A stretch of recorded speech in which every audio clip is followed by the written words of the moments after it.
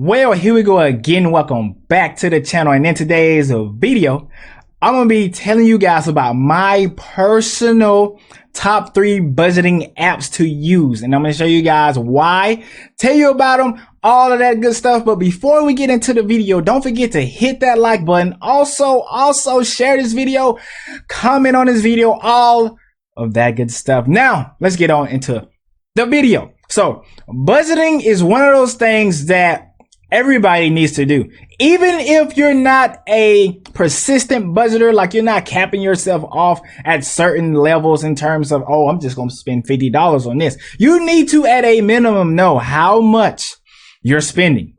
And that's a baseline. You need to know how much you're spending. I don't care if you just spend all of your money. You need to know how much you're spending. So I'm going to give you guys my 3 apps that I use. And I'm one of those guys. I'm very, very frugal. So the first app that I'm going to show you guys is an app that is not necessarily for those who want to know when their bills are due, when this is due, when that is due. I'm the kind of person where I know I'm not going to spend a whole lot of money. I just want to know where my money is going. I keep my spending as low as possible. And the only thing that I really spend money on that is kind of maybe excessive is like groceries and stuff like that, because I eat very healthy. And that food is expensive. It is expensive. But it's one of those things that I feel like I'm investing in myself and my future. So I feel fine with that. First app on the list is Personal Capital. Personal Capital. I like the way that tablet looks on that screen. You know what I'm saying? So Personal Capital is one of those apps. If you're a deep investor, you want to use this app. If you're somebody who don't necessarily care about putting so much money in one category, putting another sum of money in another category, this is for you. Especially if you have individual stocks and you wanted to know what those stocks are doing in a particular day, this app can do all of that. I love Personal Capital. Personal Capital is one of those apps I downloaded as soon as I decide, you know what, I want to be financially independent, and I want to retire early. I want to do all of these things. So I need to get my budget right. I need to do all of these things in order to become what I want to become in life. Now, I downloaded this app, and I'm going to tell you some good things about this app. Some good things about this app is it can track your net worth, and I'm getting this off of the app download page itself, and then I'll talk about them. Get your retirement savings on track. Now, my favorite thing about this app, like I said, is being able to track your individual stocks in the inside. Also, being able to put all of your portfolios in one area. Now, it didn't say that there, but you can put all your portfolios, monitor your portfolio in real time. So that's the next one. You can put all your portfolios in here at the same time, so you can track if you have a Fidelity account, if you have a RobinHood account, if you have M1 Finance, if you have Webull, whatever you have, your Vanguard account. You can put all these accounts in here. Now, I will say this about the app. Now I'm getting into some of the cons, right? I just gave you some good stuff, and now I'm gonna give you some bad stuff. So one of the cons is if you have a credit card, especially a Quicksilver card, if you have one of those, I will say this. Every time I log into this app, I have to reset the code in order to look at it, or in order for it to update. And then I only log on maybe twice a week, probably like at the beginning of the week and at the end of the week. Now, if I logged on every day, I'm not sure, because sometimes I log in and it's not. I don't have to reset it, but then towards the end of the week, I have to reset it. So I don't know if it's when you spend so much money you have to reset, or I think it's more likely a security thing that is on Capital One's side, that they're like, look, we're going to kick you out every time. You need to reset so we can see and make sure this is really you. That is probably what is going on. But at the same time, I do not know that to be 100% fact. It's just something to keep in mind when you're trying to determine which apps you want to use. Okay. So that is something you want to keep in mind. But I love this, man. Stay on top of your spending and your budget. Love it. Now, like I said, you keep track with your budget, but you're not necessarily putting a certain amount of money in one category. You're just keeping up with what you're doing, seeing how much you're spending, knowing that, okay, I spent this amount, knowing I spent this amount. That is part of the battle, guys. Knowing where and how your money is being spent is part of the battle. You need to know these things. Like I said, I don't care if you're not keeping up with what a category is per se, but if you are somebody who is serious about getting to where you want to be financially, especially if you're like me, I don't make a lot of money, but I know if I put my money in the correct places, I can let my money work for me instead of keeping grinding and grinding and grinding and grinding and grinding, trying to get somewhere. And then I realized, like, man, you really should have been putting your money in these places so you can, you can do less grinding as you get older. You do all the grinding when you're younger. You know what I'm saying? But anyways, this also has an advisor team. They haven't called me, but I heard people saying they will call you, and it says schedule call, but I heard sometimes they'll call you anyway. I personally don't need this, but if you need an advisor, it's there. I personally would say just go get into some ETFs, especially Fidelity's free ETFs that they have, zero expense ETFs. Just get you one of those. Don't worry about it.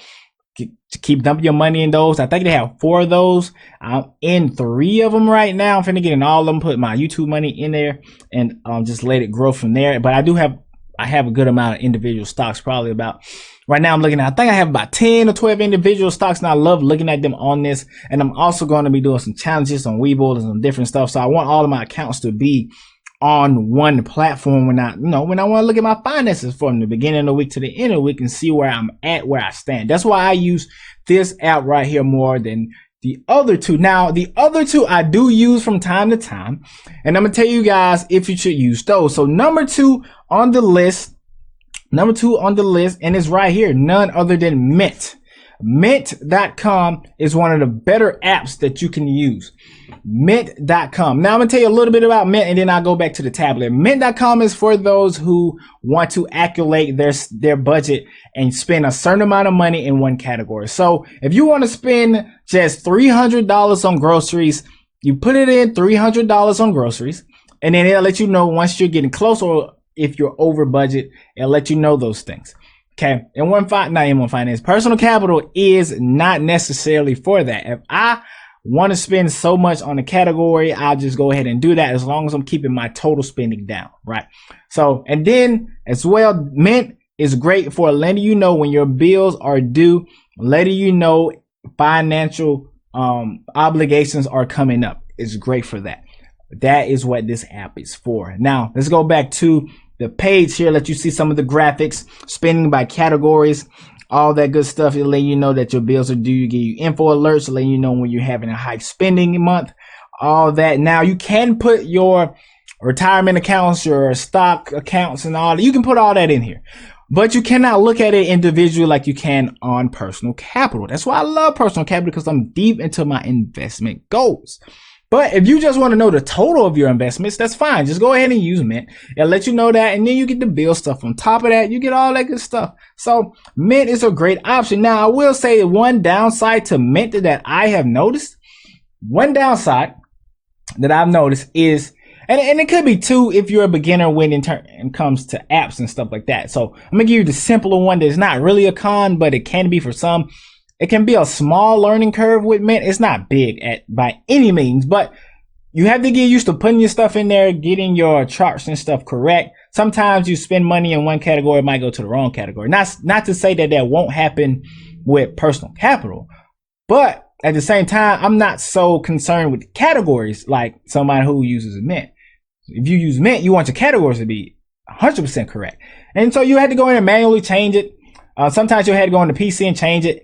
The PC version looks a little bit better to me than the one on mobile. None of these apps are installed on my tablet. They're all on my phone, by the way. But that's one con. The second con is the fact that it is a little slow to sync when you're spending your money.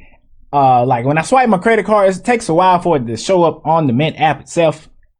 I don't know if that because, when you spend money on a credit card, it takes a couple of days for it to verify anyway. So, because they say it's a charge or a hold on your account, and then after a couple of days it goes through, boom. Usually when you first spend that money, it doesn't show up on Mint right away when things change and stuff. And my stock market accounts and stuff in here, the total doesn't change right away. It's not going to change like as soon as something happens. So if you're a person who wants things to be like boom, boom, boom, you may want to consider using personal capital, right? But I don't feel like that's not that's not a deal breaker, because if you're not spending your money a lot, you're not really worried about when something is not showing up right then, because you know you're keeping your spending low in your budget. So that is Mint. Those are my couple of cons, not deal breakers and stuff like that. But I have one more for you guys. And this is for the people who want to do everything manually. Now, if you're somebody who loves to manually put in your finances. Now, I used to do this. I love the automatic way now, because I use my credit card so much. I'm like, look, I use my credit card so much, I don't have time to keep scanning and putting stuff in. Now, I will say, when you put stuff in manually, I feel like personally, if you're a beginner and you're just getting into budgeting, that helps putting it in manually, because you realize, like, man, I spend way too much money. I'm tired of spending money. I'm not going to spend no money because I don't feel like putting it in my budget today. But that app that I use or used to use is Monthly Budget Planner and Daily Expense Tracker. Now, I still have it downloaded on my phone, because from time to time, I just look at it and see what they're doing, seeing what kind of, new things they're integrating in this app. And I will say, they're putting some new stuff in this app, man. This app, like, I logged into it the other day and I was like, man, it looks kind of different from when I used it. But this app is great. It reminds you when your bills are due, so you can put that in just like you can do on Mint. The only thing about it, you can't put any kind of investment accounts and stuff like that in here. Well, you can put it in, but like I said, you'll manually have to change that every day. And the stock market goes up and down, up and down. That is not something you want to do, okay? Not something that you want to do, because that's just going to be crazy. Unless you decide that, okay, I'll change and update my total of my stock market portfolio at the end of the week or at the end of the month. That may be an option, but I still feel like that's a little tedious. You can just look at your portfolio. You know what I'm saying? But you can keep track of your spending, put everything in here. You can put recurring transactions in here. So just like your rent or your mortgage or whatever, you can put it in as a recurring transaction. If it's the same every month, put that in there. Even if it's not the same, you can put it in, just put it at the highest it's going to be. And then once it actually comes, change it and insert the lower amount. Easy stuff like that. These apps are easy. If you want an in-depth review of how these apps look like actually going into the apps, let me know. I can do an individual review. That's why I'm not doing it here, because I want to save that for individual reviews if people are interested in those. But also, if you have 1 month budget and it's the same as another one, you can put it in and it'll automatically copy and paste that budget, or you can create another budget. You can export these, save them on the cloud. I think it uses Google Sheets. I forget. Oh, it's an Excel. So it uses Excel. And you can save these and just look at them and have charts and stuff like that. Now, this is new. Now, this just came on the app. The wheel part, I don't remember the wheel being in when I was deep into the app. But like I said, I always get on and just look around and see. They got charts and stuff now. But I use it as a monthly thing, but you can use it as a weekly plan or update your budget from week to week to week. But like I said, it's a great app. I think you should check it out. Use the app. It is fantastic, guys. Fantastic. But let's just start from the beginning. Number 1 on the list, personal capital. Number 2, Mint. Number 3 is the Monthly Budget Planner and Daily Expense Tracker. They need a new name, but the app is great. So you should use personal capital if you're deep into investments, if you want to be a pristine investor and know your net worth real time, knowing how much equity, how much wealth, all that stuff. You gotta say equity, know how much wealth you have built, your net worth. That's the word I was looking for. Your network, knowing your network, knowing all that good stuff. That is the app you want to use. If you're somebody who wants to know your budget in terms of knowing when the bills are due, in terms of knowing how much you're putting in a particular category and restricting that category. You know categories on personal capital, but if you want to restrict categories, Mint is a little bit better. If you want to know all that good stuff, Mint is the way to go. If you want more of a manual hands-on experience, if you want to put your hands on it, then the monthly budget is the better option of the 3.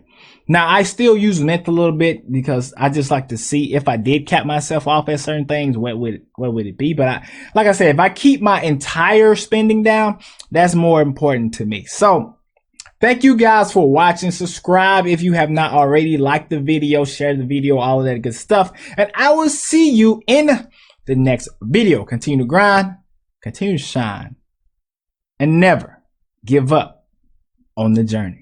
I'll see you in the next one.